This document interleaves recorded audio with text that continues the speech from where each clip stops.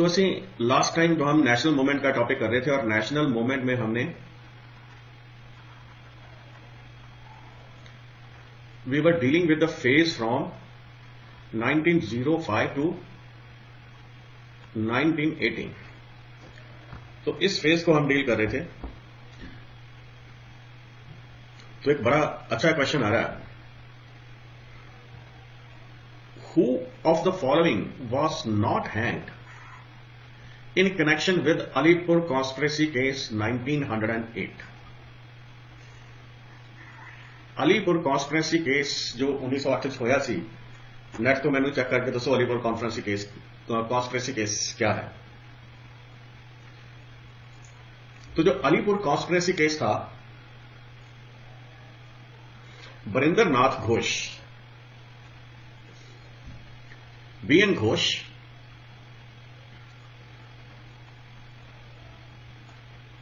खुदीराम बोस ने किंग्सफोर्ड नाम का एक जज सीगा,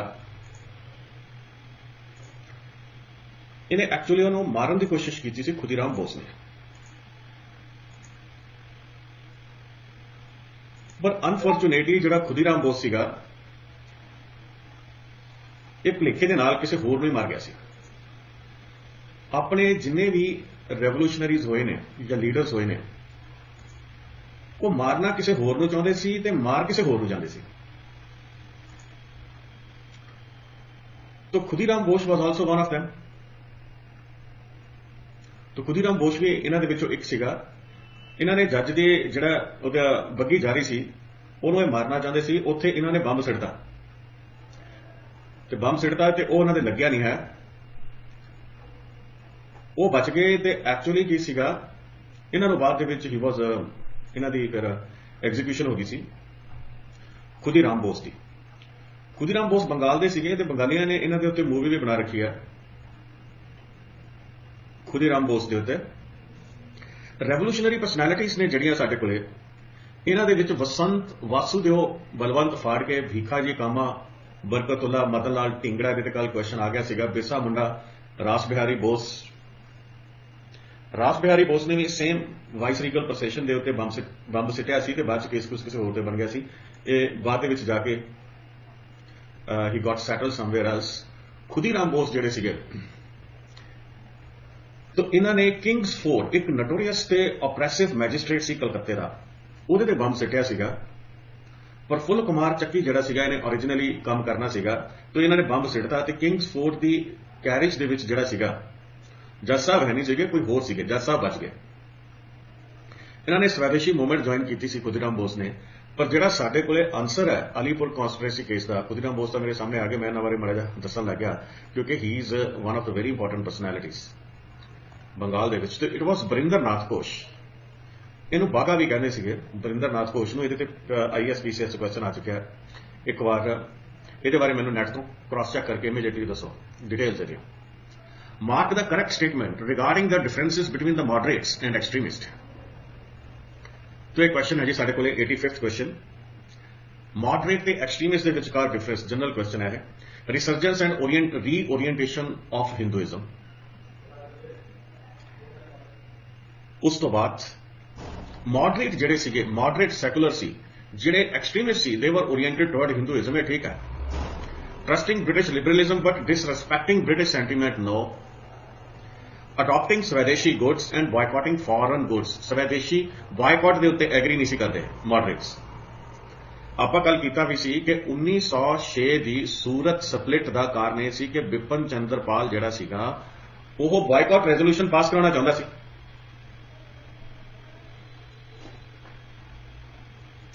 नेक्स्ट साडे कोले demand of swaraj and promotion of education so that the people can decide themselves what they wanted. तो एक ते तीन दोवें साडे कोले जिहड़ा इकट्ठे ठीक ने, demand of swaraj and promotion of education so that the people could decide. Swaraj की डिमांड से भी दोहां च फर्क सीगा। हालांकि दादा भाई नारो जी जिहड़े सीगे, एक तो इन्हां तो जिहड़े मॉडरेट सीगे वो दादा भाई नारो जी वाला रेजोल्यूशन सी जिहड़ा 1906 वाला, इत्थे 1907 सूरत स्प्लिट हुई सी, 1906 वाला जिहड़ा रेजोल्यूशन सीगा वो रेजोल्यूशन इन्हां तो अनडू कराउणा चाहुंदे सी। ਇਹਨਾਂ ਤੋਂ ਉਹ ਅਨਡੂ ਕਰਾਉਣਾ ਚਾਹੁੰਦੇ ਸੀ ਰੈਜ਼ੋਲੂਸ਼ਨ। 1906 ਦੇ ਵਿੱਚ ਸਾਡੇ ਕੋਲੇ ਜਿਹੜੇ ਕਾਂਗਰਸ ਦੇ ਪ੍ਰੈਜ਼ੀਡੈਂਟ ਸੀਗੇ ਉਹ ਸੀਗੇ ਦਾਦਾ ਭਾਈ ਨਾਰੋ ਜੀ। ਇਸ ਤੋਂ ਬਾਅਦ 1906 ਦੇ ਵਿੱਚ ਐਕਸਟ੍ਰੀਮਿਸਟ ਰਾਸ ਬਿਹਾਰੀ ਘੋਸ਼ ਬਣ ਗਏ। 1907 ਦੇ ਵਿੱਚ ਵੀ ਇਹ ਬਣ ਗਏ ਮੋਡਰੇਟ, ਇਹਨਾਂ ਤੋਂ ਸੈਪਰੇਟ ਹੋ ਗਏ ਤੇ ਇੱਥੇ ਆਪਸ ਦੇ ਵਿੱਚ ਸਪਲਿਟ ਅਪ ਕਰ ਗਏ। 1900 ਮੈਂ ਫੇਰ ਡੇਟ ਆ 6 ਹੈ, 1906 ਸੀ ਦਾਦਾ ਭਾਈ ਨਾਰੋ ਜੀ, 1907 ਦੇ ਵਿੱਚ ਰਾਸ ਬਿਹਾਰੀ ਘੋਸ਼ ਤੇ 1908 ਦੇ ਵਿੱਚ ਵੀ ਰਾਸ ਬਿਹਾਰੀ ਘੋਸ਼ ਸੀਗੇ। ਤਾਂ ਇੱਥੇ ਇਹਨਾਂ ਦੀ ਸਵੈਰਾਜ ਨੂੰ ਲੈ ਕੇ ਮੇਨ ਟਸਲ ਸੀ। ਤਾਂ ਆਪਸ਼ਨ ਸਾਡੇ ਕੋਲੇ ਸਿੱਧੀ ਜਿਹੜੀ ਹੈਗੀ ਆ ਇਹ ਡੀ ਬਣ ਜਾਂਦੀ ਹੈ।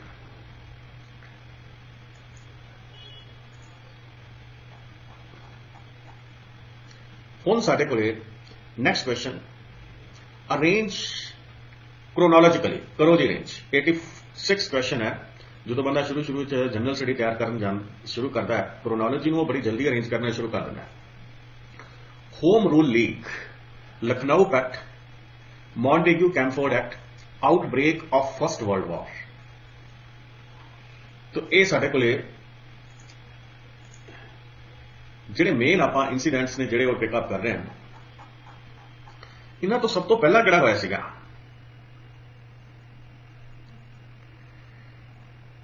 ਦੇਖੋ ਹਾਂਜੀ ਯਾਰ, ਚਾਂਸ ਲੋ ਨਹੀਂ ਫਿਰ ਮੈਂ ਦੱਸਦਾ।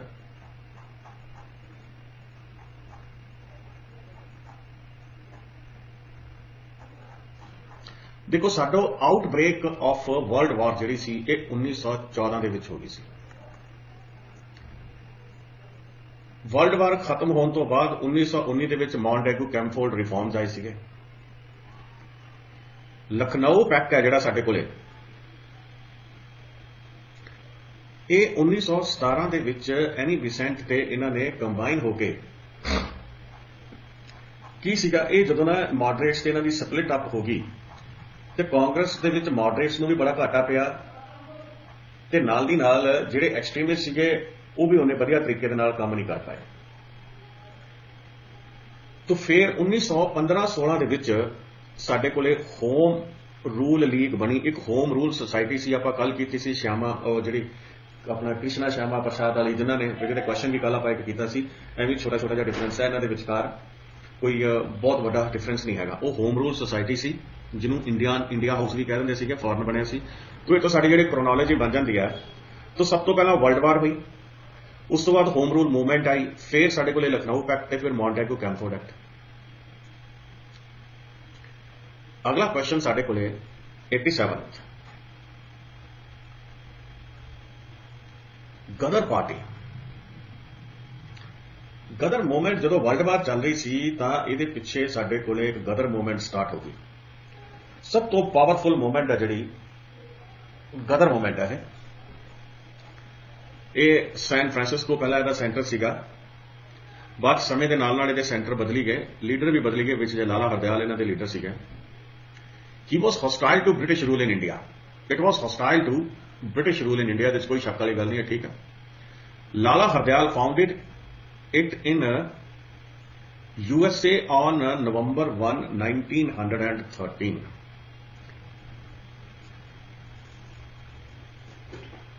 ਇਹ ਕੁਛ ਡੇਟ ਦੀ ਗੜਬੜ ਕਰ ਗਿਆ ਹੈ। ਲਾਲਾ ਹਰਦਿਆਲ ਨੇ ਫਾਊਂਡ ਨਹੀਂ ਸੀ ਕੀਤੀ,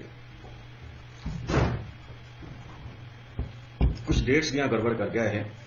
USA ਦੇ ਵਿੱਚ ਲਾਲਾ ਹਰਦਿਆਲ ਇਹਦਾ ਹੈਡ ਜ਼ਰੂਰ ਸੀਗਾ।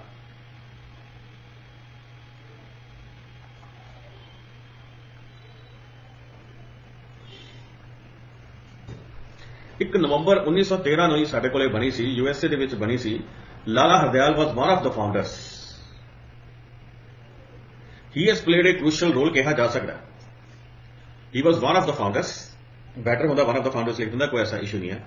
Indian soldiers from far east and south east Asia were recruited, ਇਹ ਵੀ ਠੀਕ ਹੈ। USA and Japan gave monetary help in their struggle against British rule. No, not at all. USA ਨੇ ਹੈਲਪ ਨਹੀਂ ਦਿੱਤੀ, ਜਾਪਾਨ ਨੇ ਵੀ ਨਹੀਂ ਦਿੱਤੀ, ਸਿਰਫ ਜਿਹੜਾ ਜਰਮਨ ਸੀਗੇ, ਜਰਮਨ ਨੇ ਹੈਲਪ ਦਿੱਤੀ ਹੈ, ਜਰਮਨੀ ਨੇ।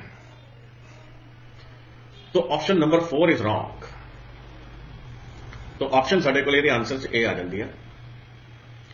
Aurobindo Ghosh was defended in Alipur bomb conspiracy.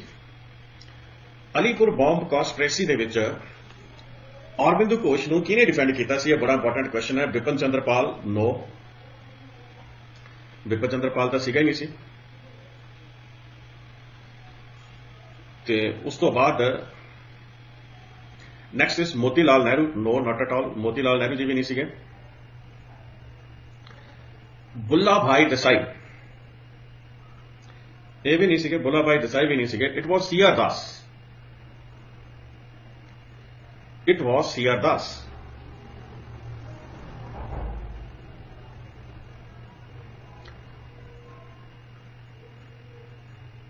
CR Das ਸੀਗੇ ਜੀ ਇਹ।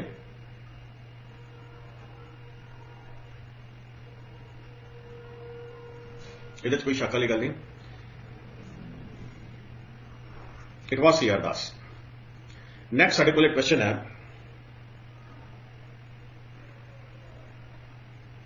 ਅਲੀਪੁਰ ਬੰਬ ਜਿਹੜਾ ਕੇਸ ਸੀਗਾ ਇਹਦੇ 'ਚ ਕੋਈ ਡਿਸਟ੍ਰਿਕਟ ਜੱਜ ਸੀਗੇ ਮੁਜ਼ੱਫਰਪੁਰ ਦੇ, ਤੇ ਉਹਨਾਂ ਨੂੰ ਮਤਲਬ ਕਿ ਕਤਲ ਕਰਨ ਦੀ ਸਾਜ਼ਿਸ਼ ਕੀਤੀ ਗਈ ਸੀ ਅਲੀਪੁਰ ਬੰਬ ਕੇਸ ਦੇ ਵਿੱਚ।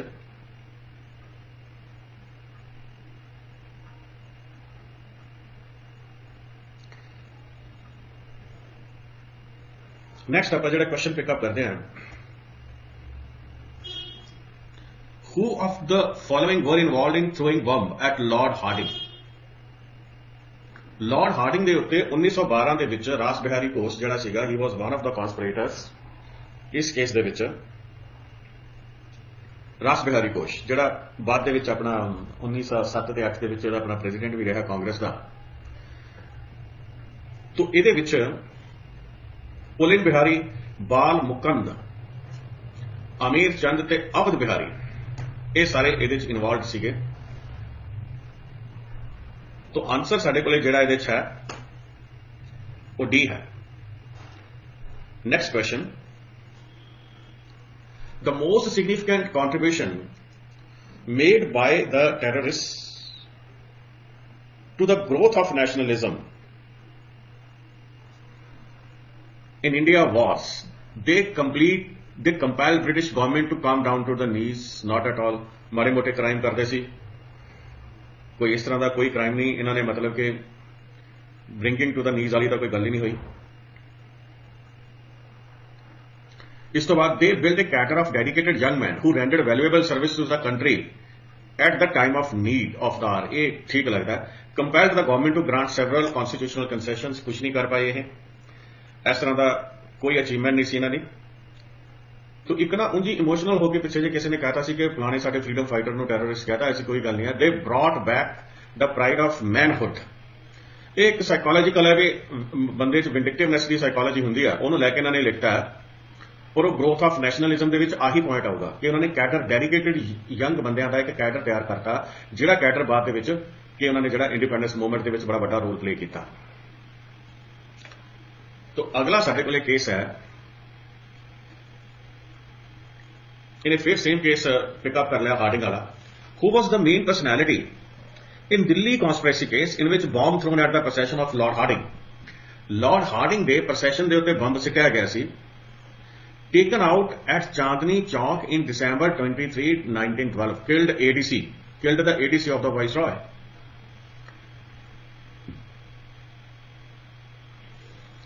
ਮੈਂ ਪਹਿਲਾਂ ਵੀ ਤੁਹਾਨੂੰ ਥੋੜਾ ਟਾਈਮ ਪਹਿਲਾਂ ਪਿਛਲੇ ਕੁਐਸਚਨ 'ਚ ਦੱਸਿਆ ਸੀਗਾ, ਜਦੋਂ ਉਹਨਾਂ ਨੇ ਤਿੰਨਾਂ ਦੇ ਬਾਕੀਆਂ ਦੇ ਨਾਮ ਲਿਖੇ ਹੋਏ ਸੀ, ਉਹ ਮੇਰੇ ਤੋਂ ਗਲਤ ਮਾਰਕ ਆਊਟ ਹੋ ਗਿਆ। ਜਿਹੜਾ ਮੇਨ ਬੰਦਾ ਇਹ ਸਾਰੇ ਕੇਸ ਦੇ ਵਿੱਚ ਦੀ ਜੜ ਸੀਗਾ ਉਹ ਰਾਸ ਬਿਹਾਰੀ ਬੋਸ ਸੀਗਾ। The secret societies of the revolutionaries which were organized by V.D. Savarkar, ਆਪਾਂ ਪੜਿਆ ਸੀ ਕੱਲ, ਜਰਾ ਟਿਕ ਕਰੋ ਕਿਹੜਾ ਸੀਗਾ। ਮੈਂ ਕੱਲ ਤੁਹਾਨੂੰ ਕਰਾਇਆ ਸਰ ਸੀ। ਯੈਸ ਸੀ, ਬਿਲਕੁਲ ਤੁਸੀਂ ਇਹਨੂੰ ਸਹੀ ਗੈਸ ਕੀਤਾ ਹੈ। ਕੱਲ ਮੈਂ ਤੁਹਾਨੂੰ ਦੱਸਿਆ ਸੀਗਾ V.D. ਸਵਾਰਕਾਰ, ਸ਼ਿਆਮਾ ਕ੍ਰਿਸ਼ਨਾ ਵਰਮਾ, ਮੈਡਮ ਕਾਮਾ, ਇਹ ਸਾਰੇ ਜਿਹੜੇ ਸੀਗੇ ਇਹ ਇਸੇ ਚੱਕਰ ਦੇ ਵਿੱਚ, ਇਸੇ ਕੇਸ ਦੇ ਵਿੱਚ ਮਤਲਬ ਕਿ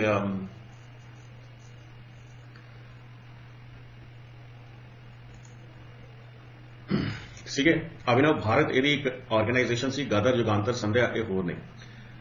ਤੋ ਇਹ ਮੈਂ ਤੁਹਾਨੂੰ ਕੱਲ ਵੀ ਦੱਸਿਆ ਸੀਗਾ ਕਿ ਬੀਜੇਪੀ ਦੇ ਜਿਹੜੀ ਪ੍ਰੈਜ਼ੀਡੈਂਟ ਸਾਡੇ ਕੋਲ ਗਵਰਨਮੈਂਟ ਹੈ ਇਹ ਵੀਡੀ ਸਵਾਰਕਰ ਜਿਹਨੂੰ ਬਹੁਤ ਵੱਡੇ ਹੀਰੋ ਮੰਨ ਕੇ ਚੱਲਦੀ ਹੈ। ਤੋ ਇਹ ਰੈਵੋਲੂਸ਼ਨਰੀ ਜਿਹੜੇ ਸੀਗੇ ਲੰਡਨ ਦੇ ਵਿੱਚ ਸ਼ਿਆਮਾ ਜੀ ਕ੍ਰਿਸ਼ਨਾ ਵਰਮਾ ਇਹਨਾਂ ਦੇ ਨਾਲ ਸੀਗੇ। ਹਰਦਿਆਲ ਇੱਕ ਇਹਨਾਂ ਦੇ ਨਾਲ ਹਰਦਿਆਲ ਜੀ ਸੀਗੇ, ਇੱਕ ਸ਼ਿਆਮਾ ਜੀ ਐਸ.ਕੇ. ਵਰਮਾ ਲਗਾ ਲਓ ਤੁਸੀਂ, ਇਹ ਇਹਨਾਂ ਦੇ ਨਾਲ ਸੀਗੇ। ਇਸੇ ਤਰ੍ਹਾਂ ਸਾਡੇ ਕੋਲੇ ਹਰਦਿਆਲ ਲਾਲਾ ਹਰਦਿਆਲ ਤਾਂ ਮੈਂ ਲਿਖਦਾ। ਤੋ ਵੀਡੀ ਸਵਾਰਕਰ ਰਹਿ ਗਏ ਸਾਡੇ ਕੋਲੇ, ਵੀਡੀ ਸਵਾਰਕਰ ਸੀਗੇ। ਤੋ ਇਹਨਾਂ ਦੇ ਨਾਲ ਹੀ ਸਾਡੇ ਕੋਲੇ ਇੱਕ ਮੈਡਮ ਕਾਮਾ ਸੀਗੇ,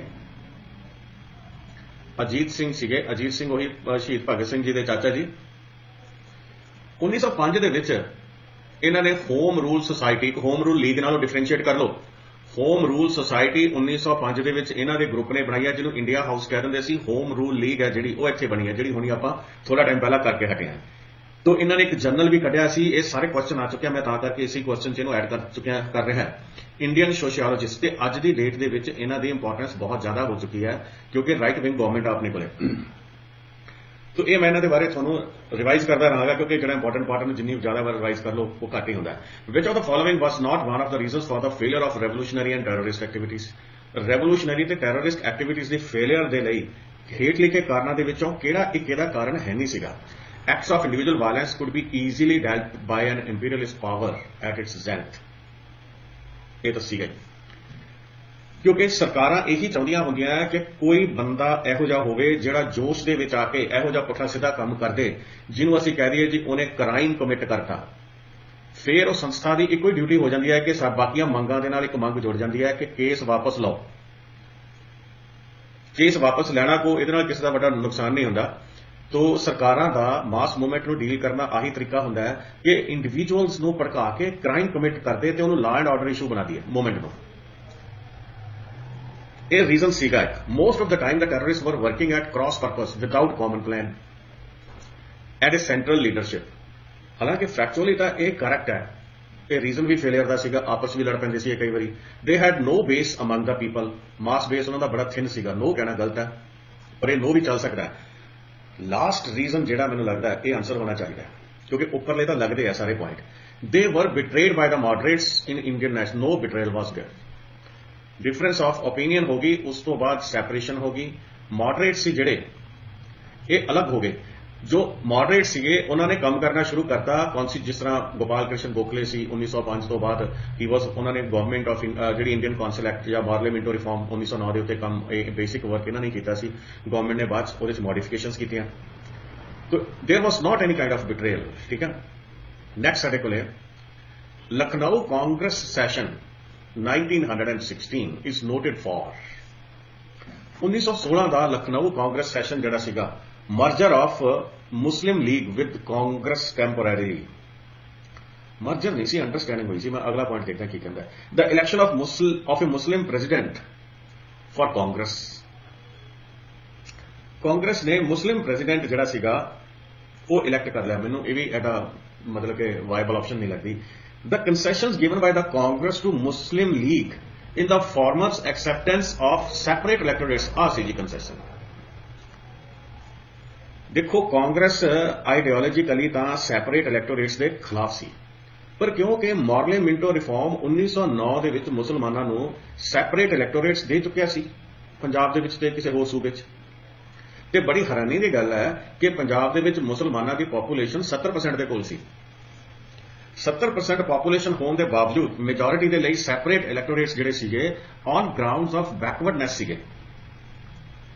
ਹਾਲਾਂਕਿ ਨੂਮੈਰੀਕਲ ਮਾਈਨੋਰਿਟੀ ਦੇ ਹਿਸਾਬ ਦੇ ਨਾਲ ਇੱਥੇ ਬੈਕਵਰਡਨੈਸ ਜਿਹੜਾ ਬੈਕਵਰਡਨੈਸ ਵਾਸ ਦਾ ਗਰਾਊਂਡ ਫॉर ਗਿਵਿੰਗ them ਔਰ ਫॉर ਅਵਾਰਡਿੰਗ them ਸੈਪਰੇਟ ਇਲੈਕਟੋਰੇਟਸ। ਹਾਲਾਂਕਿ ਸਿੱਖ ਕਮਿਊਨਿਟੀ 6% ਸੀ ਤੇ ਉਹਨਾਂ ਨੇ ਵੀ ਸੈਪਰੇਟ ਇਲੈਕਟੋਰੇਟਸ ਮੰਗੇ ਸੀ 1909 ਦੇ ਵਿੱਚ। ਐਂਡ ਦੇ ਵਰ ਡਿਨਾਈਡ ਸੈਪਰੇਟ ਇਲੈਕਟੋਰੇਟਸ ਇਨ 1909। ਨੈਕਸਟ ਸਾਡੇ ਕੇਸ ਫਿਰ 1919 ਦੇ ਵਿੱਚ ਜਿਹੜਾ ਸੀਗਾ ਸਿੱਖ ਕਮਿਊਨਿਟੀ ਨੂੰ ਸੈਪਰੇਟ ਇਲੈਕਟੋਰੇਟਸ ਮਿਲ ਗਏ ਸੀ। ਹੁਣ ਇੱਥੇ ਪੁਆਇੰਟ ਕੀ ਸੀ, ਜਦੋਂ ਮੁਸਲਮਾਨਾਂ ਨੂੰ ਸੈਪਰੇਟ ਇਲੈਕਟੋਰੇਟ ਅਵਾਰਡ ਹੀ ਕੀਤੇ ਜਾ ਚੁੱਕੇ ਆ 1909 ਦੇ ਵਿੱਚ, ਉਸ ਇਸ਼ੂ ਨੂੰ ਇਸ ਸਟੇਜ ਤੇ ਪ੍ਰੋਲੋਂਗ ਕਰਨ ਦਾ ਕੋਈ ਬੈਨੀਫਿਟ ਨਹੀਂ ਸੀਗਾ। ਤੋ ਇਸ ਕਰਕੇ ਇਹ ਕੰਸੈਸ਼ਨ ਕਾਂਗਰਸ ਨੇ ਇਹਨਾਂ ਨੂੰ ਦੇ ਦਿੱਤੀ। 94th ਕੁਐਸਚਨ ਸੀ ਸਾਡੇ ਕੋਲੇ। 95th क्वेश्चन असर्शन रीजनिंग है। असर्शन रीजनिंग ਦੇ ਵਿੱਚ ਆ ਆਪਸ਼ਨ ਜ਼ਰੂਰ ਪੜ੍ਹ ਲੈਣੀ ਆ। ਆਮ ਤੌਰ ਦੇ ਉੱਤੇ ਆਹੀ ਹੁੰਦਾ ਕਿ ਪਹਿਲਾ both A and R correct and reason explains the assertion, ਪਹਿਲਾ ਇਹ ਹੁੰਦਾ। ਦੂਜਾ ਆਮ ਤੌਰ ਤੇ ਹੁੰਦਾ A and R correct but reason does not explain the assertion। ਪਰ ਇਹਨੇ ਉਲਟ ਦਿੱਤਾ, ਦੇਖੋ ਇਹਨੇ ਜਿਹੜਾ ਮੈਂ ਕਿਹਾ ਸੀ ਆ A ਹੈ, ਆਮ ਤੌਰ ਤੇ B ਹੁੰਦਾ, ਪਰ ਇੱਥੇ B ਨਹੀਂ, ਇੱਥੇ D ਹੈ। ਲਓ ਹੁਣ ਆਪਾਂ ਕੁਐਸਚਨ ਦੇਖੀਏ। Lucknow pact left the way open to the future resurgence of communalism in Indian politics. ਉਹ ਕਹਿੰਦੇ ਵੀ ਕਮਿਊਨਲਿਜ਼ਮ ਅੱਗੇ ਫੈਲਦਾ ਰਹੂਗਾ। ਇਹਦਾ ਕਾਰਨ ਇਹ ਸੀਗਾ, ਓਪਨ ਕਿਉਂ ਰਹਿ ਗਿਆ? ਓਪਨ ਇਸ ਕਰਕੇ ਰਹਿ ਗਿਆ ਕਿਉਂਕਿ ਕਾਂਗਰਸ ਸੈਪਰੇਟ ਇਲੈਕਟੋਰੇਟਸ ਨੂੰ ਅਪੋਜ਼ ਕਰਦੀ ਸੀ। ਪਹਿਲਾਂ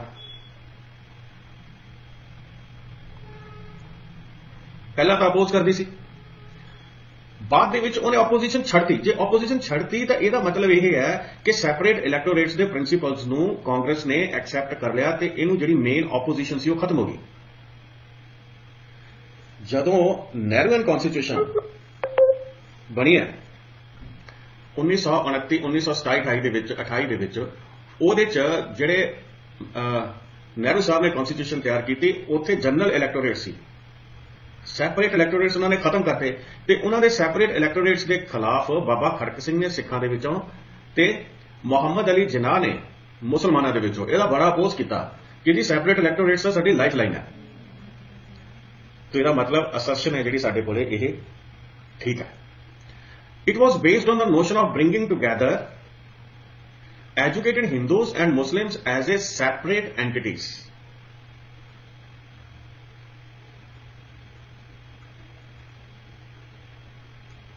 देखो सैपरेट ने एक्सप्लेन करता, वैसे तो इन्होंने स्टेटमेंट ਇਹੋ ਜਿਹੀ ਪਾਤੀ ਇਸ ਤਰ੍ਹਾਂ ਲਿਖਣੀ ਨਹੀਂ ਚਾਹੀਦੀ। ਉਹ ਕਹਿੰਦਾ ਵੀ ਐਜੂਕੇਟਡ ਕੀ ਸਾਰੀ separate entity, two nation theory ਚੱਲੀ ਹੀ ਇੱਥੋਂ ਹੈ। ਟੂ ਨੇਸ਼ਨ ਥਿਊਰੀ ਸਾਡੇ ਕੋਲੇ ਸਰ ਸੈਯਦ ਜਿਹੜੇ ਸੀਗੇ ਆਪਣੇ ਸ਼ੇਖ ਅਹਿਮਦ ਸਰਹੱਦੀ ਕਹਿੰਦਾ ਸੀ ਅਕਬਰ ਦੇ ਵੇਲੇ ਕਿ ਜਿਹੜੇ ਮੁਸਲਮਾਨ ਨੇ ਤੇ ਹਿੰਦੂ ਨੇ ਇਹ ਦੋ ਅਲੱਗ-ਅਲੱਗ ਕਮਿਊਨਿਟੀਜ਼ ਨੇ। ਸੈਯਦ ਅਹਿਮਦ ਖਾਨ ਵੀ ਇਹ ਕਹਿਣ ਲੱਗ ਗਿਆ, ਜਿਹੜੀ ਇਸ ਵੇਲੇ ਮੁਸਲਿਮ ਲੀਗ ਵੀ ਇਹ ਕਹਿੰਦੇ ਆ ਤੇ ਰਾਈਟ ਵਿੰਗਰ ਹਿੰਦੂ ਪਾਰਟੀਆਂ ਵੀ, ਜਿਵੇਂ ਬੀਜੇਪੀ ਜਾਂ ਜਨਸੰਘ ਹਿੰਦੂ ਮਹਾਸਭਾ, ਜੋ ਇਹਨਾਂ ਦੇ ਪੇਰੈਂਟ ਪਾਰਟੀਆਂ ਸੀਗੀਆਂ, ਉਹ ਵੀ ਆਹੀ ਗੱਲ ਕਹਿ ਰਹੀਆਂ ਸੀ ਕਿ ਹਿੰਦੂ ਤੇ ਮੁਸਲਿਮ ਸੈਪਰੇਟ ਕਮਿਊਨਿਟੀ ਹੈ। ਇਹਨਾਂ ਦੋਹਾਂ ਨੂੰ ਸੇਮ ਇੰਡੀਅਨ ਕਹਿਣ ਵਾਲੀ ਤਾਂ ਕੱਲੀ ਕਾਂਗਰਸ ਹੀ ਸੀ, ਪਹਿਲਾ ਪੁਆਇੰਟ। ਤੇ ਕਾਂਗਰਸ ਦੇ ਵਿੱਚ ਜਿਹੜਾ ਸਭ ਤੋਂ ਪਾਵਰਫੁਲ ਪ੍ਰੋਪੋਨੈਂਟ ਹਿੰਦੂ ਮੁਸਲਿਮ ਯੂਨਿਟੀ ਦਾ ਗਾਂਧੀ ਸੀਗਾ, ਮਹਾਤਮਾ ਗਾਂਧੀ। तो इस करके ਇਹਦਾ ਆਨਸਰ ਆਪਾਂ ਜਿਹੜਾ ਹੈ ਸਾਡੇ ਕੋਲੇ ਇਹ ਆਨਸਰ ਹੈ। ਅਗਲਾ ਪੁਆਇੰਟ ਸਾਡੇ ਕੋਲ ਆ ਗਿਆ ਦ ਆਲ ਇੰਡੀਆ। ਇੱਕ ਮੈਂ ਹੋਰ ਗੱਲ ਇੱਥੇ ਮਹਾਤਮਾ ਗਾਂਧੀ ਬਾਰੇ ਕਲੀਅਰ ਕਰਦਾ। ਮਹਾਤਮਾ ਗਾਂਧੀ ਜੀ ਇੱਕ ਪੜ੍ਹੇ ਲਿਖੇ ਤੇ ਸਿਆਣੇ ਹਿੰਦੂਆਂ ਦੇ ਵਿੱਚੋਂ ਸੀਗੇ। ਦੇਖੋ ਉਹ ਹਿੰਦੂ ਧਰਮ 'ਚ ਵਿਸ਼ਵਾਸ ਰੱਖਦੇ ਸੀ ਬੜਾ, ਉਹਨਾਂ ਦਾ ਗੀਤਾ ਦੇ ਵਿੱਚ, ਗੀਤਾ ਨੂੰ ਆਪਣੀ ਮਾਂ ਕਹਿੰਦੇ ਸੀ, ਭਗਵਤ ਗੀਤਾ 'ਚ ਉਹਨਾਂ ਦਾ ਬਹੁਤ ਵਿਸ਼ਵਾਸ ਸੀਗਾ ਤੇ ਪੁਰਾਣਾ ਦੇ ਵਿੱਚੋਂ ਵਿਸ਼ਵਾਸ ਨਹੀਂ ਸੀ ਕਰਦੇ ਮਹਾਤਮਾ ਗਾਂਧੀ ਜੀ। ਇੱਕ ਡੈਡੀਕੇਟਡ ਹਿੰਦੂ ਹੋਣ ਦੇ ਬਾਵਜੂਦ ਵੀ ਮਹਾਤਮਾ ਗਾਂਧੀ ਕਮਿਊਨਲ ਨਹੀਂ ਸੀਗਾ, ਐਂਟੀ ਮੁਸਲਿਮ ਨਹੀਂ ਸੀਗੇ। ਤੋ ਇਸ ਐਂਗਲ ਤੋਂ ਹੀ ਵਾਸ ਦਾ ਪਰਫੈਕਟ ਐਗਜ਼ਾਮਪਲ ਆਫ ਵਾਸੂਦੇਵ ਕੁਟੰਬਕਮ। ਆਪਣੇ ਜਿਹੜਾ ਧਰਮ ਨੂੰ ਫੁਲੀ ਲਾਇਲ ਸੀਗੇ, ਪਲੱਸ ਬਾਕੀ ਦੇ ਰਿਲੀਜਨਸ ਲਈ ਉਹਨਾਂ ਦੇ ਮਨ 'ਚ ਹੈਟਰਡ ਨਹੀਂ ਸੀ। Loyalty to your own religion does not mean hate for the other religions.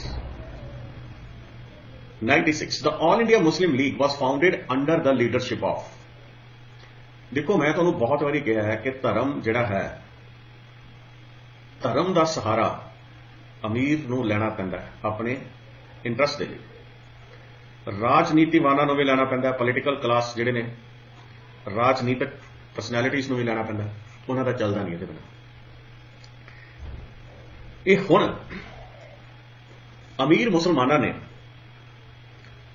Pakistan Muslim League ਨੂੰ ਫੰਡ ਦਿੱਤਾ। ਲੀਗ ਨੇ ਇਹਨਾਂ ਨੂੰ ਝਾਂਸਾ ਦਿੱਤਾ ਕਿ ਸਾਡਾ ਪਾਕਿਸਤਾਨ ਜਿਹੜਾ ਇਸ ਵੇਲੇ ਪਾਕਿਸਤਾਨ ਬਣਿਆ, ਉਹ ਪਲੱਸ ਹਿੰਦੁਸਤਾਨ ਵਾਲਾ Punjab, plus UP, plus Bihar, plus Bangladesh, ਉੱਥੋਂ ਤੱਕ ਜਾਊਗਾ।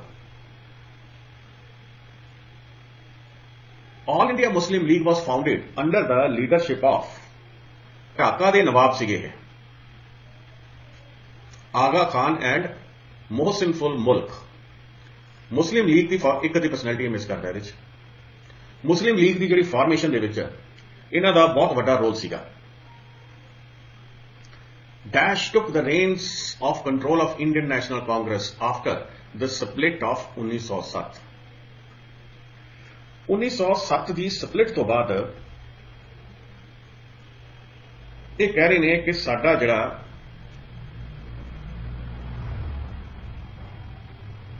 ਕਾਂਗਰਸ ਇੰਡੀਅਨ ਨੈਸ਼ਨਲ ਕਾਂਗਰਸ ਦੇ ਜਿਹੜੀਆਂ ਲਗਾਮਾਂ ਸੀ ਉਹ ਕਿਹਦੇ ਹੱਥ ਆ ਗਏ? ਆਨਸਰ ਇਹਦਾ ਮੋਡਰੇਟਸ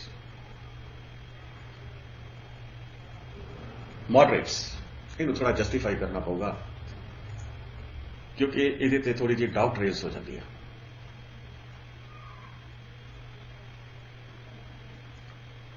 ਇਹਦੇ ਤੇ ਦੇਖਣਾ ਪਊਗਾ ਕਿ ਕਾਂਗਰਸ ਦੇ ਪ੍ਰੈਜ਼ੀਡੈਂਟ ਕਿਹੜੇ-ਕਿਹੜੇ ਸੀਗੇ। ਜਿਸ ਤਰ੍ਹਾਂ ਮੈਂ ਤੁਹਾਨੂੰ ਪਹਿਲਾਂ ਦੱਸਿਆ 1906 ਦੇ ਵਿੱਚ ਕਾਂਗਰਸ ਦੇ ਪ੍ਰੈਜ਼ੀਡੈਂਟ ਦਾਦਾ ਭਾਈ ਨਾਰੋਜੀ। 1907 ਚ ਸਪਲਿਟ ਹੋ ਗਈ ਰਾਸ ਬਿਹਾਰੀ ਘੋਸ਼ ਜਾਂ ਬੋਸ ਕਹ ਲਓ। 1908 ਚ ਵੀ ਸੇਮ, ਇਹ ਥੋੜੇ ਗਰਮ ਦਲੀਏ ਸੀਗੇ। 2 ਸਾਲ ਅਸੀਂ ਕਹਿ ਸਕਦੇ ਹਾਂ ਇਹਨਾਂ ਦੇ ਹੱਥ। ਉਦੋਂ ਬਾਅਦ ਮਾਡਰੇਟ ਆ ਗਏ, ਮਦਨ ਮੋਹਨ ਮਾਲਵੀਆ ਕਮਿਊਨਲ ਤੇ ਮਾਡਰੇਟ ਆ ਗਏ। ਫਿਰ ਇੱਕ ਅੰਗਰੇਜ਼ ਵੀ ਕਾਂਗਰਸ ਦਾ ਪ੍ਰੈਜ਼ੀਡੈਂਟ ਰਿਹਾ ਵੈਡਰਬਰਨ, WW ਵੈਡਰਬਰਨ, ਬਰਨ ਲਾ ਲਓ ਚਲੋ। 1911 ਦੇ ਵਿੱਚ ਧਾਰ ਰਹੇ, ਇਹ ਵੀ ਕੋਈ ਟੈਰਰਿਸਟ ਜਾਂ ਮਿਲੀਟੈਂਟ ਨਹੀਂ ਸੀਗੇ।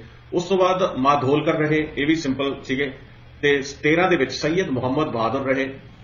ਤੇ ਉਸ ਤੋਂ ਬਾਅਦ ਭੁਪਿੰਦਰ ਨਾਥ ਬਾਸੂ ਰਹੇ, ਸਰ SP ਸਿਨਹਾ ਰਹੇ, AC ਮਜੂਮਦਾਰ ਰਹੇ, ਐਨੀ ਬਿਸੈਂਟ।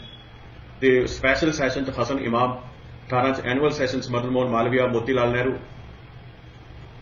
ਤੇ ਇਹਦਾ ਮਤਲਬ ਲੀਡਰਸ਼ਿਪ ਸਾਡੇ ਕੋਲੇ ਮੋਡਰੇਟਸ ਦੇ ਹੱਥ ਚ ਆ ਗਈ। ਸਿਰਫ 8 ਤੇ 7 ਚ ਤਾਂ ਜਦੋਂ ਸਪਲਿਟ ਹੋਈ ਸੀ, 8 ਦੇ ਵਿੱਚ ਰਾਸ ਬਿਹਾਰੀ ਬੋਸ ਜਾਂ ਘੋਸ਼ ਜਿਹੜੇ ਸੀਗੇ ਉਹਨਾਂ ਦੇ ਕਰਕੇ ਥੋੜਾ ਜਿਹਾ ਇਸ਼ੂ ਆਇਆ। ਤੇ ਹੁਣ ਸਾਡੇ ਕੋਲੇ ਆਪਾਂ ਜਰਾ ਰਾਸ ਬਿਹਾਰੀ ਬੋਸ ਨੇ ਪੰਜਾਬ, ਦਿੱਲੀ ਤੇ ਯੂਪੀ ਦੇ ਵਿੱਚ ਸੀਕ੍ਰੇਟ ਸੁਸਾਇਟੀਜ਼ ਬਣਾਈਆਂ, ਵਾਇਸਰਾਏ ਤੇ ਬੰਬ ਸਿੱਟਿਆ। ਫਿਰ ਇਹ ਜਿਹੜੀ ਸਾਡੇ ਕੋਲੇ ਗਦਰ ਪਾਰਟੀ ਤੋਂ ਵੱਲੋਂ ਰਿਵੋਲਟ ਹੋਣੀ ਸੀ ਉਹਦੇ ਮੁਖੀ ਵੀ ਬਣੇ ਰਹੇ। ਫਿਰ ਇਹ ਜਾਪਾਨ ਜਾ ਕੇ ਫਸਟ ਵਰਲਡ ਵਾਰ ਵੇਲੇ ਜਰਮਨ ਚਲੇ ਗਏ, ਫਿਰ ਇਹ ਟੋਕੀਓ ਚਲੇ ਗਏ, ਜਾਪਾਨ ਜਾ ਕੇ ਸੈੱਟ ਹੋ ਗਏ। 1942 ਦੇ ਵਿੱਚ ਫਿਰ ਇਹਨਾਂ ਨੇ ਜਿਹੜਾ ਸੀਗਾ ਉੱਥੇ ਵਰਕਆਊਟ ਕੀਤਾ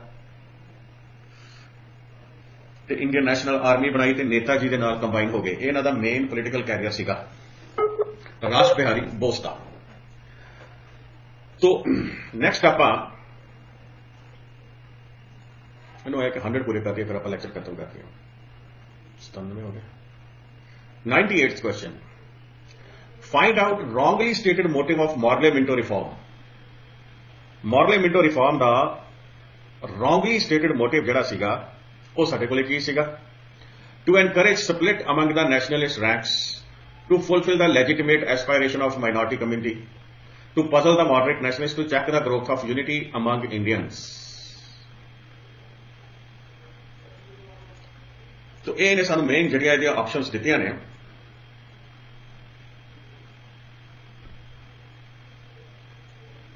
ਇਹਦੇ ਵਿੱਚ ਇਹ ਆਪਸ਼ਨ ਹੈ ਜਿਹੜੀ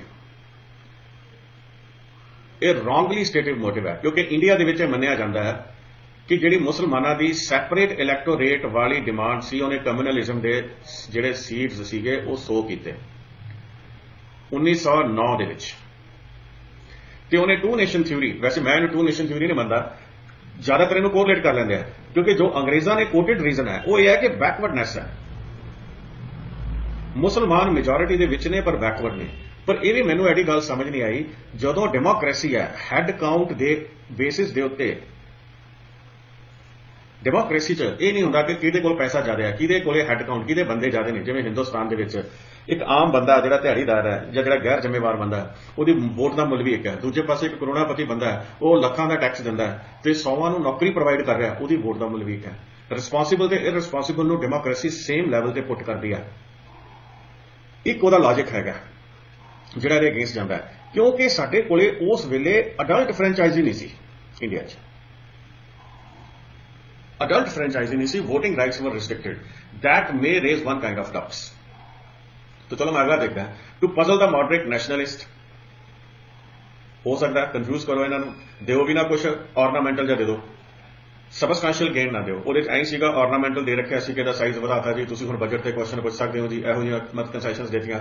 बजट से क्वेश्चन पूछण का की चक्कर है, जो मेजोरिटी तो तुहाडे अपने बंदियां दी है, जो कोई क्वेश्चन पूछ लूगा तुसीं ਉਹਦਾ जवाब दे दोगे तो जो वोटिंग होगी वो हार जाऊगा, क्योंकि मेजोरिटी तुहाडी है। To check the growth of unity among Indians. चलो ये भी उन्होंने हिंदुस्तान को दो हिस्सों में वंडता कि मुसलमानों की जी भावना सी उन्होंने कम्यूनल इलैक्टोरेट्स के नाल जोड़ती तो टू नेशन थ्योरी प्रमोट करती, मनते हैं। उपरला जो बी गलत है वो इस करके है कि असी जी सैपरेट इलैक्टोरेट्स की डिमांड है for a backward community where they have got majority, उन्होंने लैजिटिमेट नहीं मनते। This is the reason. Who was the first English man to preside over the Congress session at Allahabad in 1908? आप हुणी थोड़ा समा पहला ही इस तरह के कुछ लीडर्स किए थे,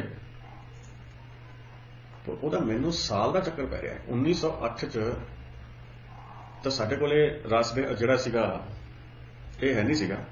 1907 के रास जॉर्ज यूल है जोड़ा, ये तो कांग्रेस का प्रेजिडेंट इस वेले रहा नहीं है। We need to check it.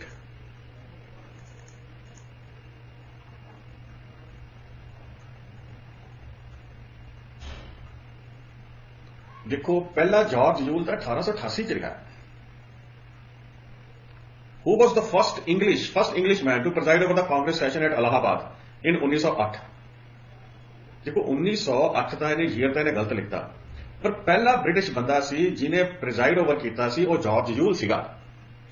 1908 is wrong. First English man to preside over जड़ा 1908 के विच रास बिहारी बोस सीगा, इन्हें 1888 च सीगा। 1888 के विच जॉर्ज यूल सीगा। तो मैं देखो 1800 पहली जिहड़ा कांग्रेस का सैशन सी 85 दे विच, इहदे च मैं थोड़ा जिहा तुहानूं दस दियां। पहला प्रेजिडेंट हिंदू सी WC बैनर्जी, मैं पूरा नाम नहीं लिखता। दूजा दादा भाई नारोजी पारसी सीगे। तीजा बदरुद्दीन तायब जी जिहड़े सीगे मुस्लिम सी, ये इन्हां दी डिवीजन सीगी। उस तो बाद चौथा साडे कोले जिहड़ा प्रेजिडेंट बनिया ही वॉज जॉर्ज यूल। पंजवां जिहड़ा सीगा वो भी अंग्रेज सी, वो ही वॉज वैडरबर्न, WW बर्न। तो ये साडे कोले 88 दे विच सी, ये 89 च सी। ये तो किते ईयर है जिहड़ा ये ह्यूमे कदे नहीं रहा। एनी बिसेंट बाद च बनिया। एनी बिसेंट का भी मैं दसदा। एनी बिसेंट वॉज वैसे मतलब क्रिश्चियन का नहीं आप कह सकते, तो इन्हों का अपना सीगा एक इन्हों की रिवाइवलिस्ट मूवमेंट सी आप पढ़ी हुई है 17 च। एनी बिसेंट है जी ये 1917 च रही है। जॉर्ज यूल भी शायद 2 बार रहा, पर चलो एक बार साडे कोले जॉर्ज यूल आ गया। वीडर बर्न तो 2 बार रह गया, तो वीडर बर्न डिवाइस ये कदे भी नहीं रहा। तो ये जी ऑप्शन सी 99 का सी जॉर्ज यूल सी। तो हम मैं थोड़ा 100th question is the last question. Who was the first Muslim president of INC? हो नहीं दस के हटे मैं डी। हाँ, Badruddin Tyab ji was the first Muslim president. Next चलो लास्ट क्वेश्चन है। Dash didn't have an important role in swadeshi movement. Swadeshi movement दे विच फार्मर्स का रोल नहीं सी इन्ना ज्यादा, मुस्लिम्स का रोल भी सी, स्टूडेंट्स का भी सी, वुमेन का भी सी। तो ये नाल ही आप जो सैशन खत्म करते हैं। तो तुम ये सारे जो वीडियोस देखो, इग्नोर ना करो, कमेंट करो, लाइक करो, शेयर करो, सब्सक्राइब करो। Thank you.